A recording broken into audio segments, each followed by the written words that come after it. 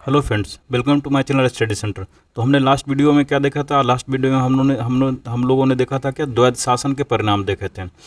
तो ये मेरा नेक्स्ट पार्ट है। इसमें क्या देखेंगे हम? अब हम मैसूर के बारे में जानेंगे। मैसूर में क्या था? मैसूर का एरिया में क्या था? विजयनगर साम्राज्य था उस समय। उसके बाद उसका विघटन हुआ, तो उसके बाद फिर क्या हुआ? मैसूर बना। मैसूर में कितने शासन कौन सा वंश किया? वाडियार वंश ने शासन किया। इसमें क्या थे? वाडियार वंश के राजा कौन थे? तो कृष्णराज। कृष्णराज के दो मंत्री थे। कौन थे? कि नंदराज, जो कि वित्त मंत्री थे। दूसरा क्या थे? देवराज, जो कि सेनापति थे। अब जो कृष्णराज था, इसमें क्या था कि हैदर अली इसी का एक सैनिक था।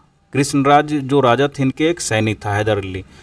तो इन्होंने क्या किया? जो हैदर अली है वो 1761 में क्या हुआ? वो अपना आधिपत्य प्राप्त कर लिया और वो मैसूर का सर्वेसर्वा बन गए।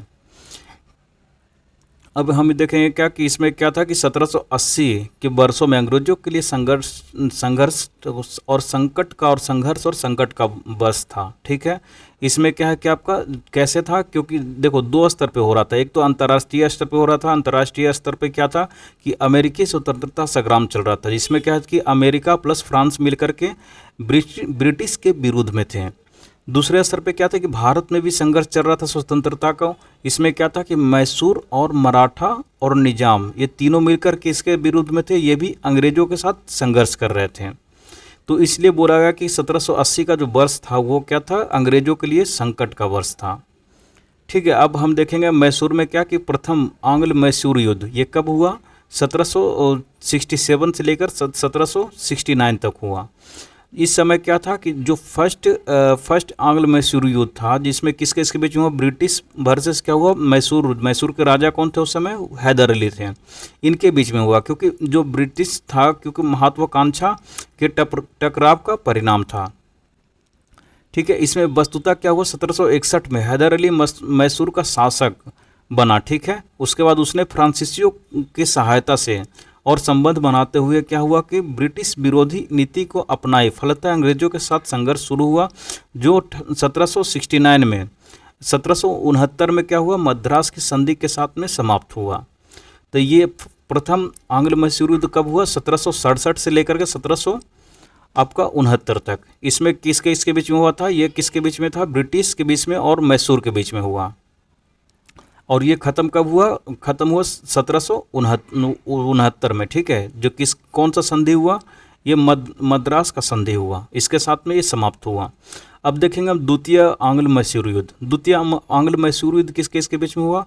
तो 1771 में जब मराठों ने मैसूर पर हमला किया, तो वादे के अनुरूप में क्या हुआ? अंग्रेजों ने मैसूर की सहायता नहीं की, अतः पिछली संधि भंग हो गई। ठीक है।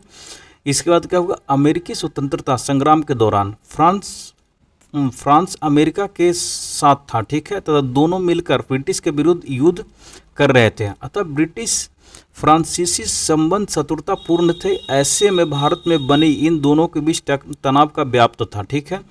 इसी क्रम में क्या हुआ कि ब्रिटिश ने फ्रांसीसी बस्ती माहे पर नियंत्रण करना चाहा, जो हैदर के संरक्षण में थी।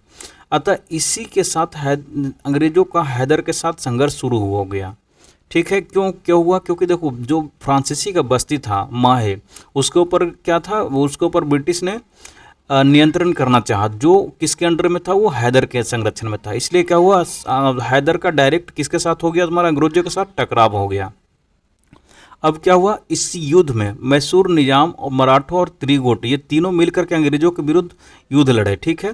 इस प्रकार 1780 से 81 का वर्ष ब्रिटिश के लिए सर्वाधिक संकट का वर्ष था, क्योंकि क्या था कि अंतर्राष्ट्रीय प्लस आपका राष्ट्रीय लेवल, दोनों लेवल पे क्या था कि अंग्रेजों को युद्ध करना पड़ रहा था।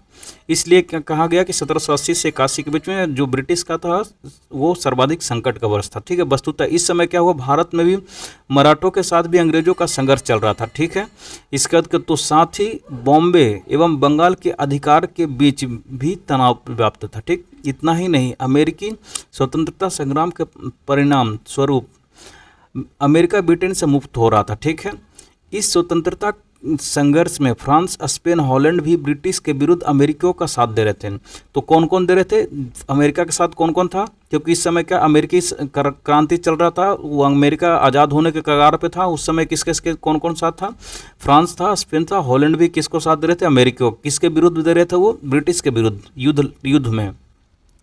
इस तरह क्या वो भारतीय व अंतर्राष्ट्रीय दोनों ही परिस्थितियों में अंग्रेजों का प्रतिकूल थे, परंतु वॉरेन हेस्टिंग ने कुशलता से इस संकट का परिणाम निकाला। उसने क्या परिणाम निकाला? उसने क्या कि निजाम व मराठों को अपने पक्ष में किया और हैदर को पराजित कर 1784 में टीपू के साथ मंगलौर की संधि करते हुए युद्ध समाप्त किया। तो इस समय क्या हुआ कि इसमें जो वहाँ के मतलब वॉरेन हेस्टिंग थे, ठीक है, वॉरेन हेस्टिंग ने क्या किया? मराठों और निजाम को अपने पक्ष में कर लिया और हैदर के खिलाफ क्या भड़काया, और ये फिर युद्ध लड़ा उसमें 1784 में टीपू के साथ युद्ध लड़ा। उसके बाद क्या हुआ? मैंगलोर की संधि पर हस्ताक्षर हुए। उसके बाद फिर युद्ध का समाप्त हुआ। अब हम देखेंगे क्या कि तीसरी आंग्ल मैसूर युद्ध 1790 और 92 के बीच में हुआ।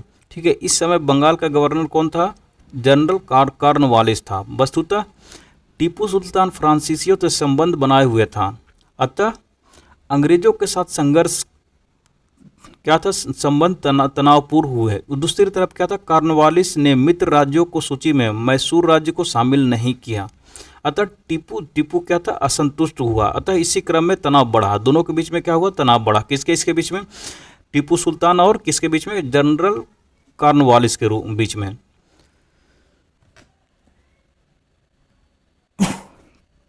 फिर क्या हुआ? त्रावणकोर राज्य पर नियंत्रण को लेकर के ब्रिटिश एवं टीपू के बीच युद्ध शुरू हुआ। ठीक है, त्रावणकोर जो राज्य पर उसको नियंत्रण को लेकर किसके इसके बीच में हुआ? टीपू सुल्तान और अंग्रेजों के बीच में हुआ। ठीक है, युद्ध हुआ। ठीक है, और इस युद्ध में अंग्रेज निजाम मराठों का त्रिगुट मैसूर के विरुद्ध बना। ठीक है, इसके बाद क्या हुआ? युद्ध में टीपू पराजित हुआ और 1792 में श्रीरंगपट्टनम की संधि की गई। कब हुआ? अब इसमें अंग्रेजों के साथ कौन कौन था? इसमें अंग्रेजों के साथ कौन था? अंग्रेज थे, निजाम था और मराठा थे। और एक तरफ कौन था? मतलब ये एक तरफ अकेला टीपू सुल्तान था। इसमें क्या हुआ? टीपू सुल्तान का क्या हुआ? पराजित हुआ और 1792 में क्या हुआ? श्रीरंगपट्टनम की संधि की गई। इस संधि में टीपू का आधा राज्य अंग्रेजों को प्राप्त हुआ।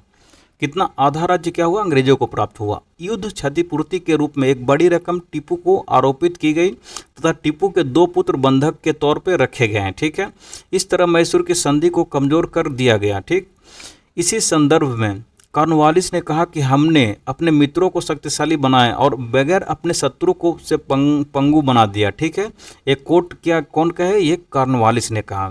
वस्तुतः यदि मैसूर राज्य का पूर्ण राज्य विलय अंग्रेजों द्वारा किया जाता तो अधिक क्षेत्रों को अपने युद्धकालीन मित्रों मराठों का निजाम को देना पड़ता है, जिससे क्या हो? वह शक्तिशाली होकर ब्रिटिश को चुनौती प्रस्तुत करते हैं। अतः इस चुनौती से बचने के लिए कॉर्नवालिस ने क्या किया कि टीपू के साथ संधि की और आधा राज्य ही प्राप्त किया। इस दृष्टि से क्या हुआ कि श्रीरंगपट्टनम की संधि एक दूरदर्शिता का पूर्ण संधि थी। उसने क्या किया? पूरा राज्य हड़प करके ना क्या किया? आधा राज्य टीपू को चलाने के लिए दिया और आधा राज्य क्या किया? अपने पास रखा।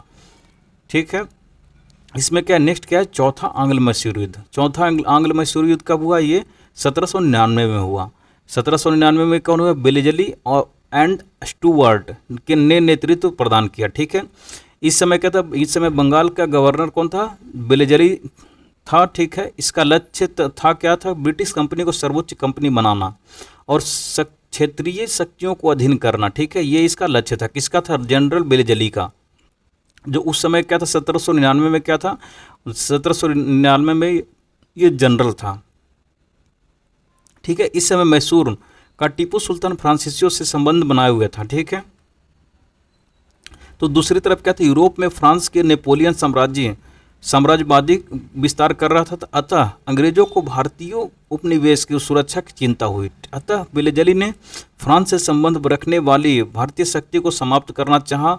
फलतः टीपू से युद्ध कर मैसूर के बड़े क्षेत्र पर नियंत्रित स्थापित किया तथा मैसूर के पुराने वाडियार वंश के अल्पायु शासक को सत्ता सौंपी तथा उससे सहायता संधि कर ली। और इस विजय के उपरांत बेलेजली ने क्या कहा? पूर्व सम्राट बेलेजली ने कहा कि पूर्व सम्राट हमारे कदमों में है। ठीक है, ये इस तरह करके टीपू सुल्तान ने क्या इस तरह करके बेलेजली ने क्या किया? मतलब अपने अधीन कर लिया टीपू सुल्तान को हरा करके। उसका जो पुराना जो वंश थे, कौन थे? वाडियार वंश। उसके जो शासक कौन थे? अल्पायु, वो मतलब कम एज के थे, वो कौन थे? वो वाडियार वंश के शासक हो गया, उनके कौन थे? अल्पायु शासक को सत्ता सौंपी, ठीक है। उसके बाद उसने संधि को संधि कर ली, और इस विजय के उपरांत उन्होंने कहा कि जो पूर्व सम्राट थे, मतलब जो वाडियार वंश के जो असली वारिस था, उसको क्या राज्य को सौंप दिया। नेक्स्ट अब टीपू सुल्तान के बारे में देख लेंगे एक बार। टीपू सुल्तान ने फ्रांसीसी क्रांति के दौरान जन्मे क्रांतिकारी समूह जैकोबियन की सदस्यता थी, ठीक है, सदस्यता ली, तथा अपनी राजधानी श्रीरंगपट्टनम में स्वतंत्रता का वृक्ष बोया, ठीक है।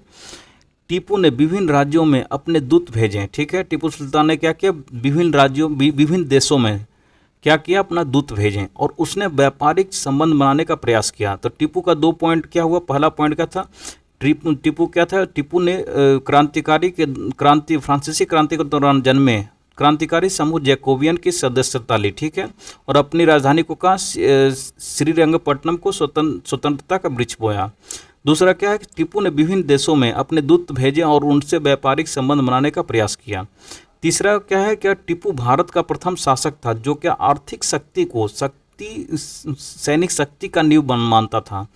टीपू क्या था? भारत का पहला शासक था जो क्या था कि आर्थिक शक्ति को क्या सैनिक शक्ति मानता था, ठीक है।